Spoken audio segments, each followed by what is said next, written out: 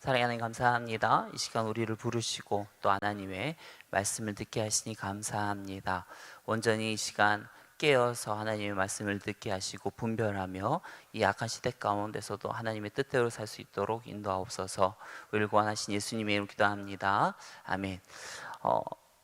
여러분, 고슴도치의 딜레마를 혹시 아십니까?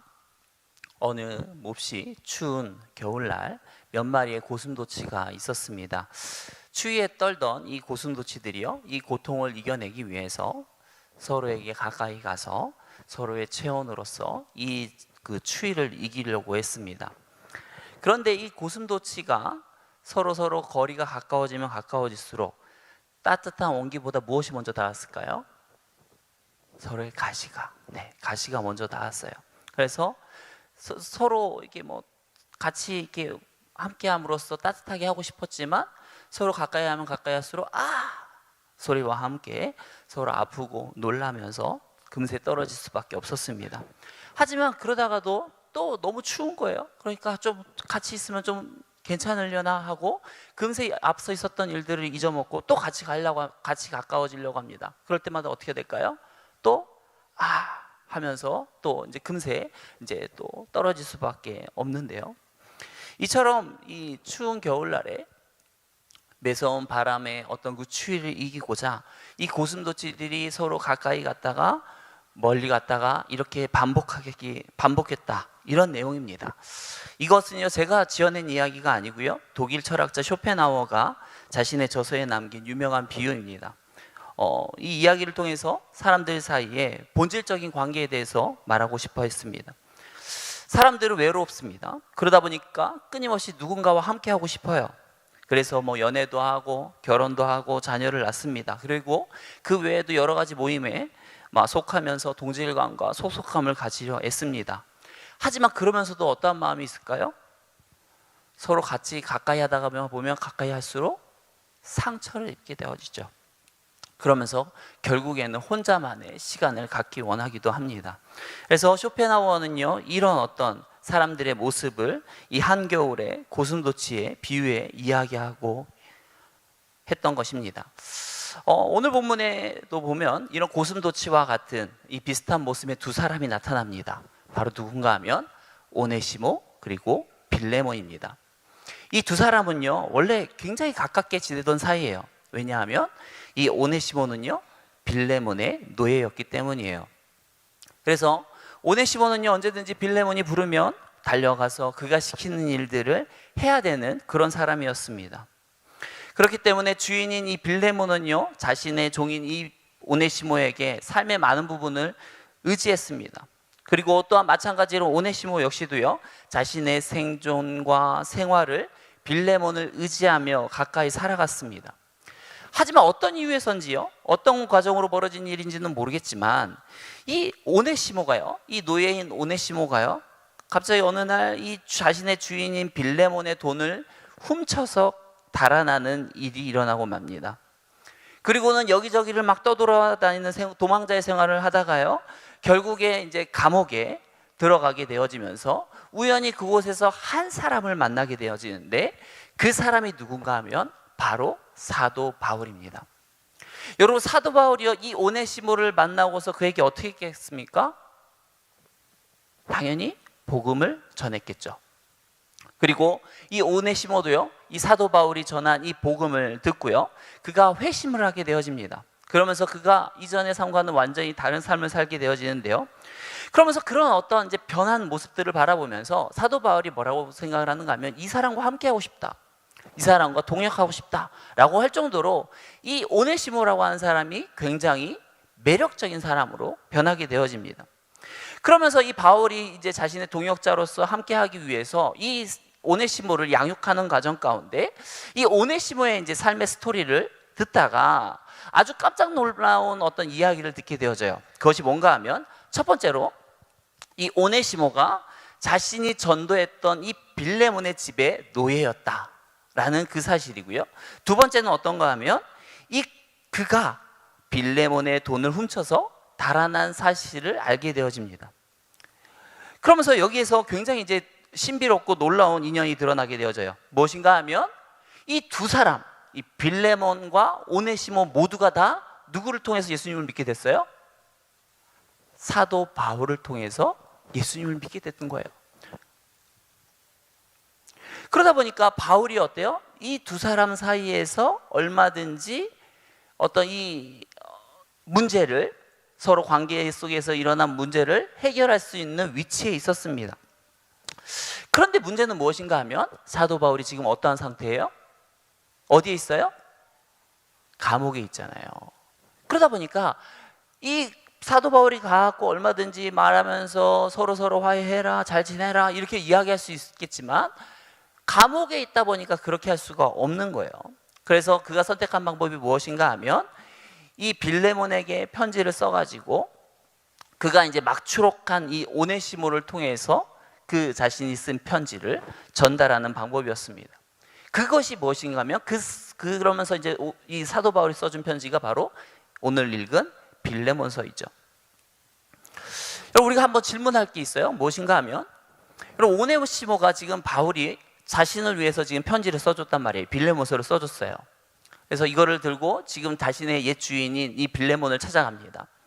이 찾아갈 때 그가 긴장이 됐을까요? 안 됐을까요? 굉장히 됐겠죠. 왜냐하면 그 당시는요, 이 사람이 지금 가자마자 죽을 수 있어요. 가자마자 죽을 수 있어요. 왜냐하면 그 당시 노예잖아요. 이 사람은 노예이다 보니까 이 노예의 어떤 이 행사 여탈권을 누가 가지고 있는가 하면 주인이 가지고 있어요. 이 말은 곧 오늘날로 쉽게 말하면 이겁니다. 그 당시 노예는요, 오늘날 개보다 못해요. 이게 말인가, 개보다 못하다니까 욕 같지만 그게 아니고요. 오늘날 누가 막 개를요 막 함부로 죽였다, 가끔씩 나오지 않습니까? 누군가 이게 개를 잔인하게 죽였다 그러면 뉴스에도 뜨잖아요. 그리고 그 사람을 향해서 막 비난하지 않습니까? 그 당시에는요, 아무리 험하게 노예를 죽였다고 하는데 그 누구도 사회적으로 뭐라고 한 사람이 아무도 없어요. 그 당시 처지가 그렇습니다. 노예 처지가. 게다가 지금 이 오네시모는 어떤 사람이에요? 주인의 돈을 가지고 간 사람이에요. 그러니까 이런 사정을 이야기하면 당연히 그래야지, 당연히 죽을 짓을 했지. 여러분, 그런 시기입니다. 그러다 보니까 오네시모는 어때요? 아무리 사도 바울이 자신을 위해 지금 빌레몬서를 써주고 막 하긴 했지만 굉장히 두렵죠. 왜냐하면 이처럼 노예가 자신의 주인의 돈을 훔쳐서 돌아갔는데 다시 돌아갔을 때 살아남은 케이스를 자신은 들어보지도 못했고 보지도 못했거든요. 여러분, 우리가 이 이야기를 들으면 한 가지 질문이 떠올라야 돼요. 지금 오네시모가 이 빌레몬서를 들고 지금 이제 주인에게 찾아가잖아요. 과연 어떻게 되었을까요? 어떻게 되었을까요? 빌레몬은 오네시모를 용서해 줬을까요? 아니면은 그 당시에 원래 행하던 대로 이 오네시모를 죽였을까요?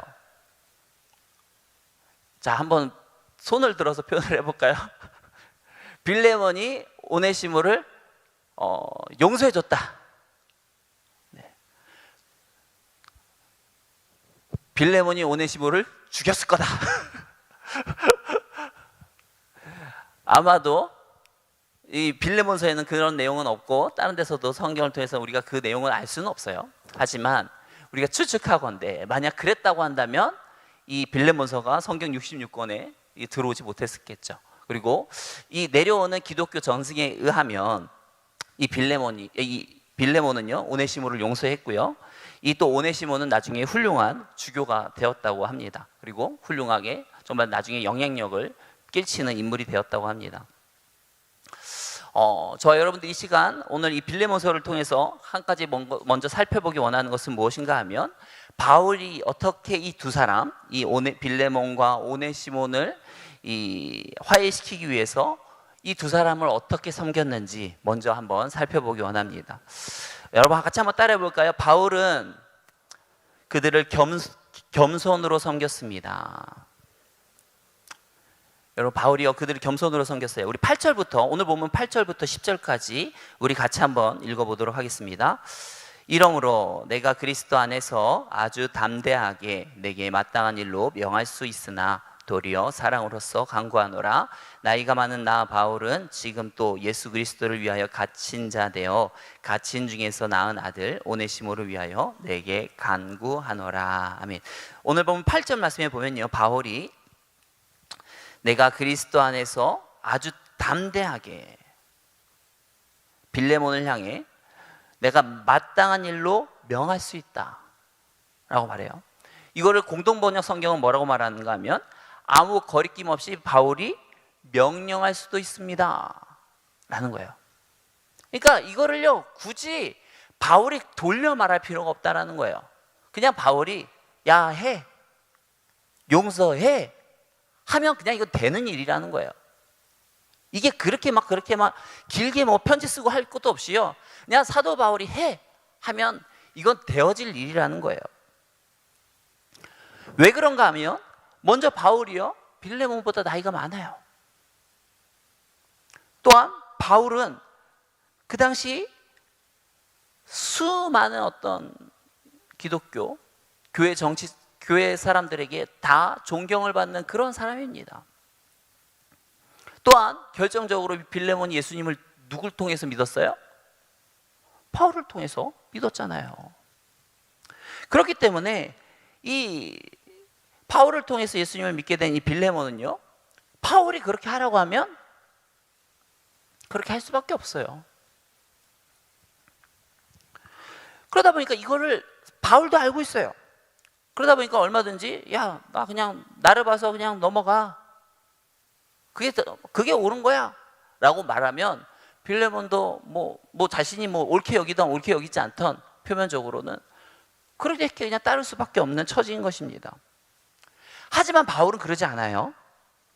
사도 바울은요 이 빌레몬에게 아주 굉장히 간절하고 구구절절하게 부탁을 합니다.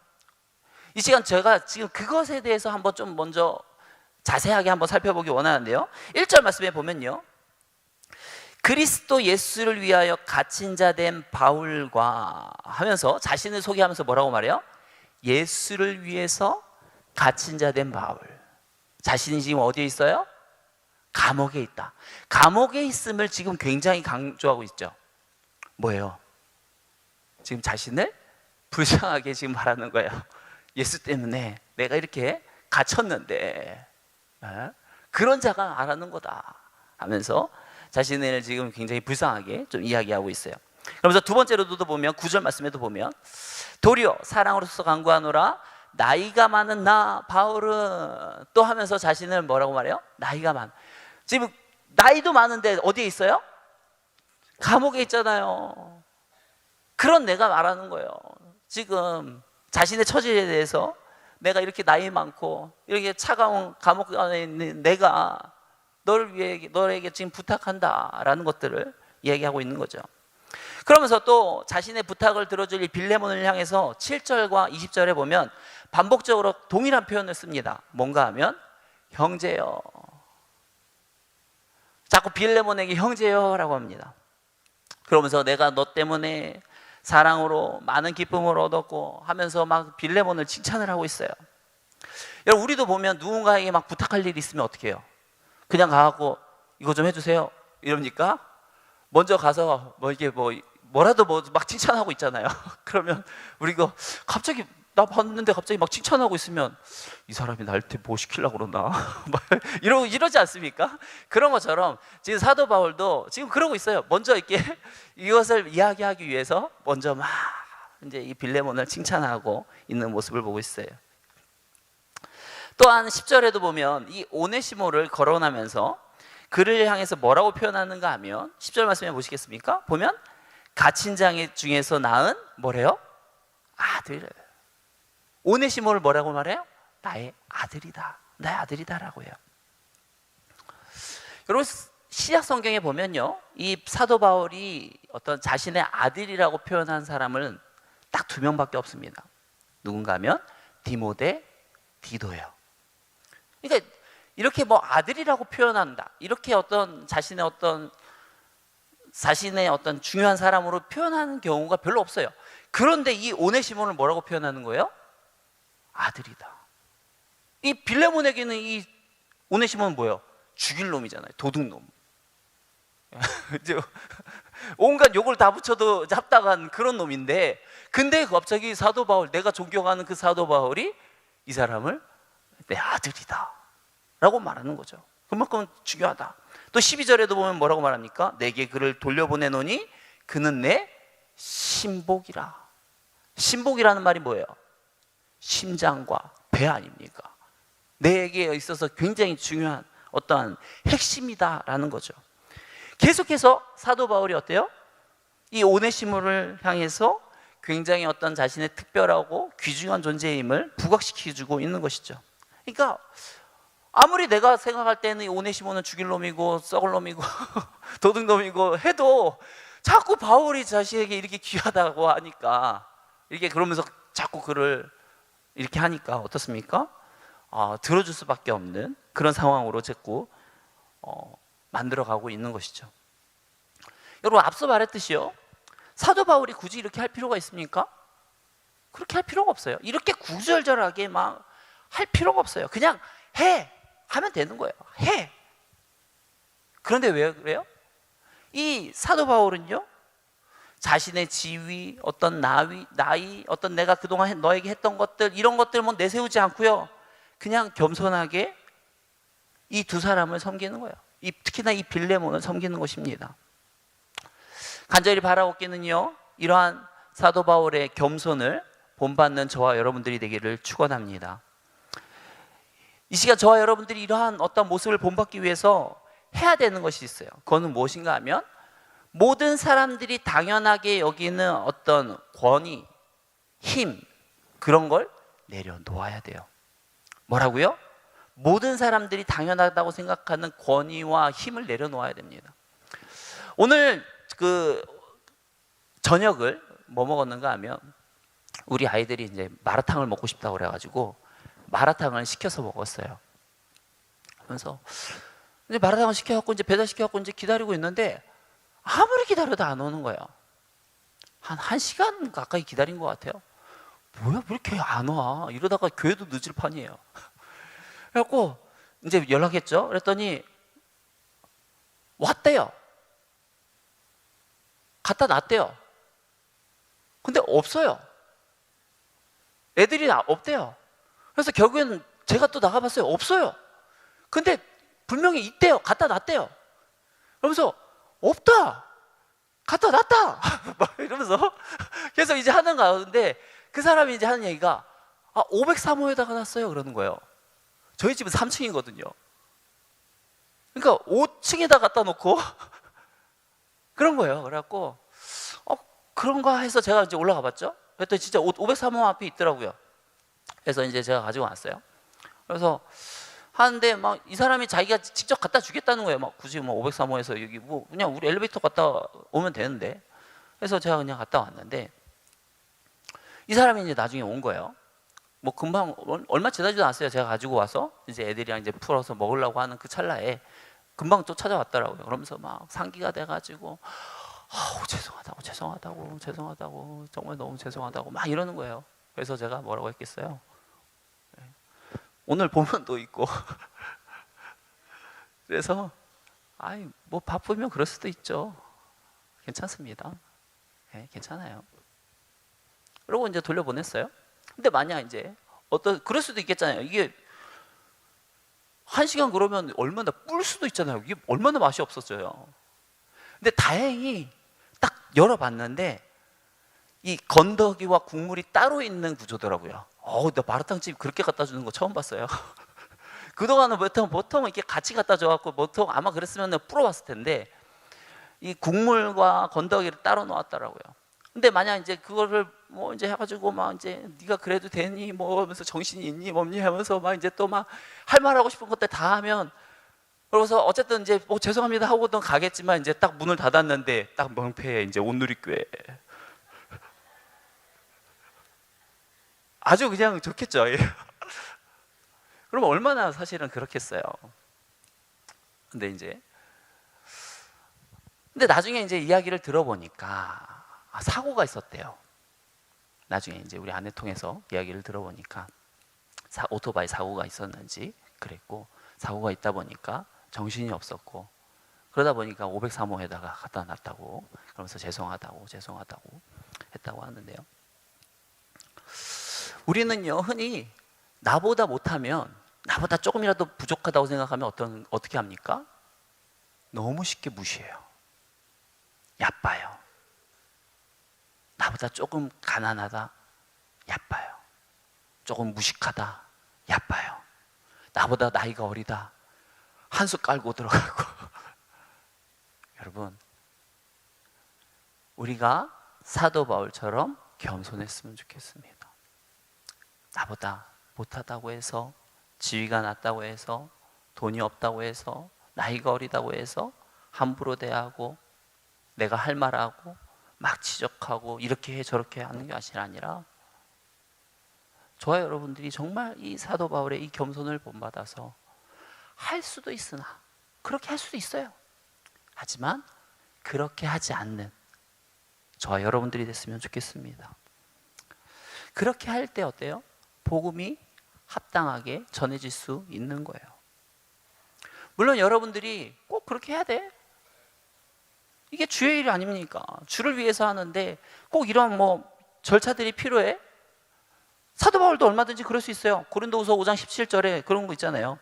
그런즉 누구든지 그리스도 안에 있으면 새로운 피조물이라, 이전 것은 지나갔으니 보라 새 것이 또다. 야, 너 이제 예수님 믿고 새 것이 됐으니까 이전 일 신경 안 써도 돼. 회개했지? 이제 새롭게 했으니까 그냥 나랑 같이 합시다 하면서 얼마든지 그냥 우리 표대를 향해서 나아갑시다 라고 이야기할 수도 있겠지만요, 바울은 그렇게 하지 않아요. 바울은요, 절차와 과정을 굉장히 중요시 여깁니다. 그래서 어떻게 해요? 바울은 얼마든지 이 오네시모랑 함께 하고 싶은 마음이 커요. 얼마든지 이 오네시모가 나와 동역했으면 좋겠어요. 하지만 뭐라고 말합니까? 14절 말씀에 보면요, 다만 내 승낙이 없이는 내가 아무것도 하기를 원하지 아니한다. 빌레몬에 내가 이렇게 원하고 있지만, 빌레몬 너가 원하지 않는다면 나 안 할게, 포기할게. 이건 뭐예요? 그만큼 절차와 과정을 중요시 여기는 거예요. 여러분 같이 한번 따라해 봅시다. 사역보다 화해와 용서가 먼저다. 여러분, 사역도 중요하지만 그보다 뭐가 중요해요? 뭐 먼저 해야 돼요? 화해와 용서가 필요해요. 우리가 예배를 드리는 것도 중요하지만 뭐부터 해야 돼요? 예수님께서도 뭐예요? 뭔가 불의한 일, 뭔가 다툰 일이 있으면 그거부터 먼저 해결을 하고 그 다음에 와서 예배를 드려라. 주의 일 하는 거 중요한데요, 그보다 더 중요한 건 뭘까요? 화해예요. 용서입니다. 사실 이 바울이 이 빌레몬에게 요청하고 있는 것들이요, 굉장히 지금 무례한 거예요. 말도 안 되는 억지를 지금 부리고 있는 겁니다. 바울이 지금 빌레몬에게 오네시모를 용서해줘라, 그리고 한 가지 더 뭐라고 말하는가 하면, 이 오네시모를 노예가 아니라 예수님 안에서 이제 한 형제로, 한 가족으로 받아주어라 라고 말하는데, 여러분 이거는 말이 안 되는 거예요. 그 당시 법으로, 사회적인 어떤 정황으로 이거는 받아들여질 수 없는 일입니다. 돈을 가지고 훔쳤는데, 그리고 도망갔는데, 내가 그 사람 때문에 지금 몇 날 며칠을 골머리를 앓고 잠도 제대로 못 자고 얼마나 막 화를 끓고 그러고 지냈었는데, 근데 갑자기 예수님 믿었다고 용서해 주라고 그래요? 그리고 그것도 거기서 멈춰서 것도 아니고 아예 가족의 일원으로 형제로 받아주라고요? 여러분, 이것 자체가 그 당시에 굉장히 불의한 일이에요. 그런 전례가 없어요.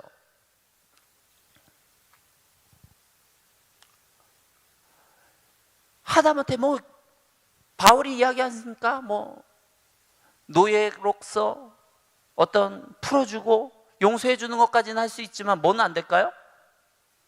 어떻게 가족으로서 형제로서 받아줍니까?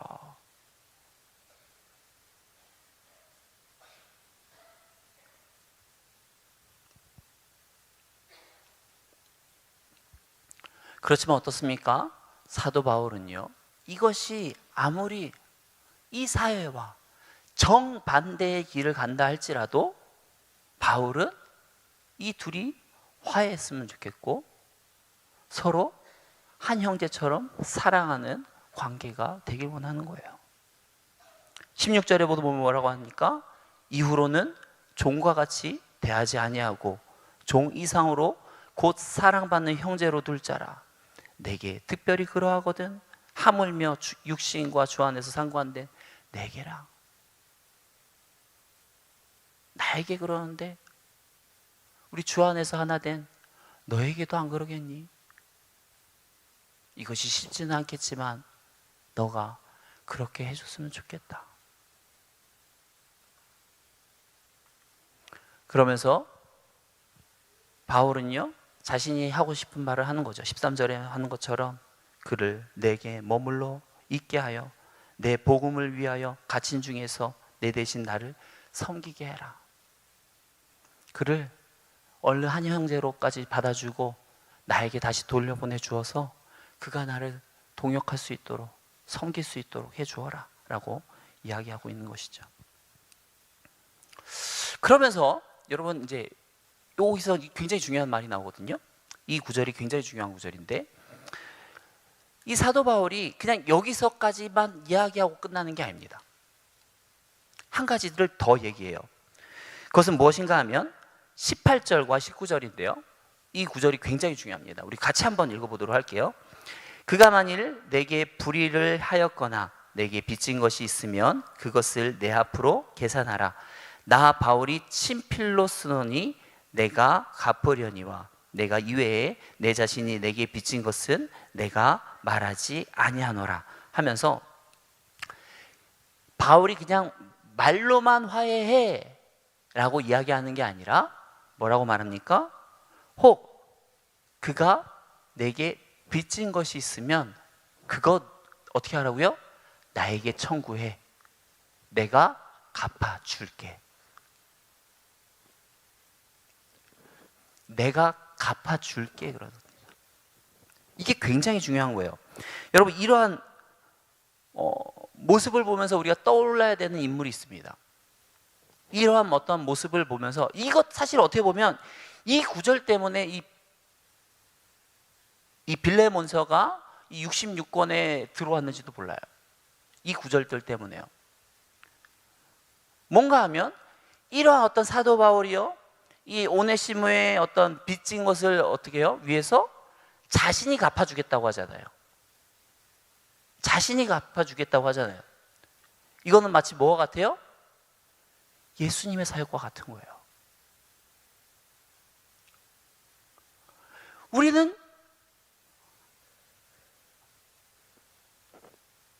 인간이 죄를 지면서 하나님과 원수가 되었어요. 그래서 어때요? 아담 이후로 우리 세상은요, 하나님과 모두가 원수가 되었습니다.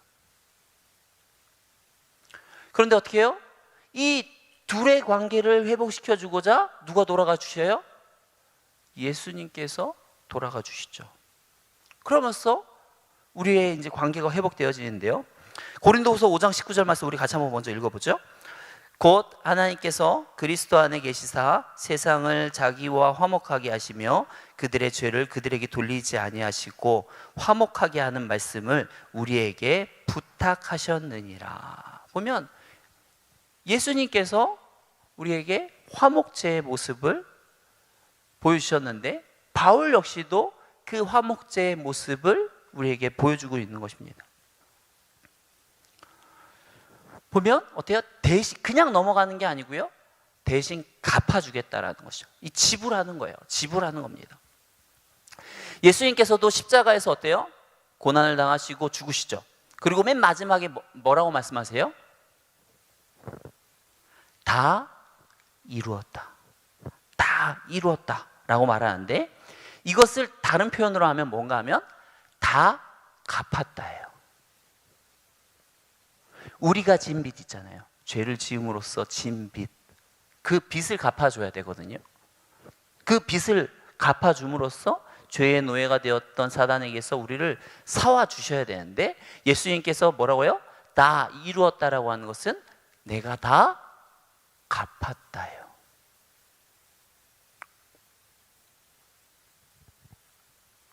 그런 것처럼 지금 사도 바울이 이 오네시모가 잘못한 것을 자신이 부담할 것이라고 이야기하고 있는 것이죠. 말씀을 마무리하겠습니다. 설교 시작하면서 제가 진퇴양난에 빠진 고슴도치 이야기를 했습니다. 쇼펜하우어는요, 이 이야기를 통해서 사람들은 끊임없이 서로 상처를 주고 또 멀어지고 또 외로워서 가까워지려고 하고 또다시 멀어지는 어떤 이런 고통을 반복할 수밖에 없는 존재다라고 이야기했는데요. 그런데 이 사람이 모르는 게 있어요. 뭔가 하면, 여러분, 고슴도치는 서로 껴안지 못할까요? 사랑을 하지 못할까요? 아니요, 사랑해요. 껴안을 수 있어요. 이 사람은요, 껴안을 수 없어. 왜? 가시가 있잖아. 가시가 있기 때문에 서로 찌를걸? 그래서 떨어질걸? 그러다가 또 같이 가고 싶어서 또 갔다가 또 떨어지고 막 그럴걸? 라고 했는데, 실제 고슴도치는 그렇지 않습니다. 고슴도치는요, 보통 한 마리에 5,000개의 가시가 있다고 하는데요, 5,000개의 가시가 서로 5,000개가 서로 만나면 서로 어떤 5,000개씩 향하고 있지만, 실제로는 이 고슴도치가 서로를 찌르지 않아요. 서로 그런 많은 가시를 가지고도요, 서로 사랑을 하고요, 새끼도 낳고 어울립니다. 어떻게 가능할까요? 바늘과 바늘 사이를요, 가시와 가시 사이를 조심스럽게 잘 연결해 가지고 서로를 안 찌르도록 한대요. 서로 안 찌르기 위해서 가시를 눕히고 하면서 같이 있지만 안 찌르도록 한다는 거예요. 그렇기 때문에 이 고슴도치가 그렇게 많은 가시를 가지고 있어도 서로를 안 찌르는 거예요. 우리도 마찬가지입니다. 여러분, 고슴도치만 같이 있어요? 저와 여러분들은 가시 없습니까? 가시 있잖아요. 상처 있잖아요.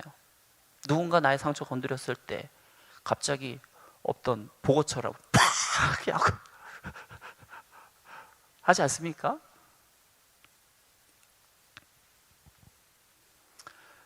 가시가 있다고 해서 사랑을 못하는 게 아니에요. 고슴도치처럼 어떻게 해야 돼요?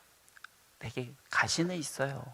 삶을 살아가다 보니까 왜 상처가 없습니까? 아픔이 없습니까? 하지만 그 가시를 어떻게 해요? 상대방을 찌르지 않기 위해서 최대한 감추고 숨기고 그러면서 가까이 가는 거예요. 그러니까 어떻게 해요? 서로 사랑할 수가 있어요. 내가 말할 것, 당연히 사도 바울처럼 당연히 말할 수 있는 것도 말하지 않고. 왜요? 상대를 배려해서. 상대를 이해해주고 아껴주고 하면, 그렇게 양보하다 보면 어때요? 서로 아픔을 안지만, 서로의 가시가 있지만 서로 사랑할 수가 있는 것이죠. 저와 여러분들이 비록 예수님처럼 어떤 가시가 없는 사람은 될 수가 없습니다. 하지만 그 가시를 가지고도 상대방을 배려하면 얼마든지 사랑할 수가 있어요. 저와 여러분들이 가시를 가지고도 상대방을 배려함으로써 아름다운 사랑을 하며 섬김을 하며 나아가는 저와 여러분들이 되기를 축원합니다. 이 시간 같이 통성으로 기도하며 나가겠습니다. 하나님, 우리 안에 상처가 있고 아픔이 있고 가시가 생길 수밖에 없지만 그 가시를 남을 찌르는 데 사용하는 것이 아니라 남을 배려해서 그 가시가 있음에도 불구하고 다른 사람들을 예수님처럼 얼마든지 사랑하며 품으며 섬기며 나아갈 수 있도록 인도하옵소서. 우리가 이 땅을 정말 하나님의 거룩한 성전 될 수 있도록, 주의 나라 될 수 있도록 온전히 우리를 붙들어 주옵소서. 이 시간 같이 통성으로 기도하며 나가겠습니다. 기도합니다. 사랑과 은혜가 많으신 하나님, 우리를 붙들어 주시기 원합니다. 우리 이 땅에 살아가면서 가시를 가질 수밖에 없습니다. 수많은 아픔과 상처로 인해서 우리가 괴로울 수밖에 없지만, 그러나 그것이 다른 사람을 찌르는 용도로 사용되어지지 않기 원합니다. 하나님, 우리가 주 안에서 우리의 가시를 숨기고 눕히며 가시가 있지만 다른 사람과 온전히 사랑하고 섬기며 하나 되어 나아갈 수 있도록 인도하여 주옵소서. 주님을 닮기 원합니다. 주님 모습을 온전히 쫓기 원합니다. 주님, 우리를 붙들어 주시옵소서. 우리가 온전히 주님 모습을 온전히 쫓을 수 있도록 인도하여 주옵소서. 이 시간 우리 감사원금 드렸고요. 하나님, 이주연에게 성령 충만으로 예수님의 십자가의 부활의 증인되어서 예수님의 복음의 전파자로 사용하여 주옵소서. 감사원금 드렸고요. 네, 구역 예배 헌금 드렸습니다. 같이 기도합니다. 사랑과 은혜가 많으신 하나님, 우리를 더욱 은혜 가운데 붙들어 주사 우리가 더 하나님만 바라보고 살아갈 수 있도록 인도하여 주옵소서. 하나님을 사랑하기에 우리에게 주어진 이 물질도 아끼지 아니하고 기쁨으로 하나님께 드릴 수 있는 자들 되게 하시고, 또 하나님의 무한한 축복과 그 사랑과 그 풍족하심의 은혜를 온전히 경험할 수 있도록 하나님 인도하여 주옵소서. 우리를 구원하신 예수님의 이름으로 기도합니다.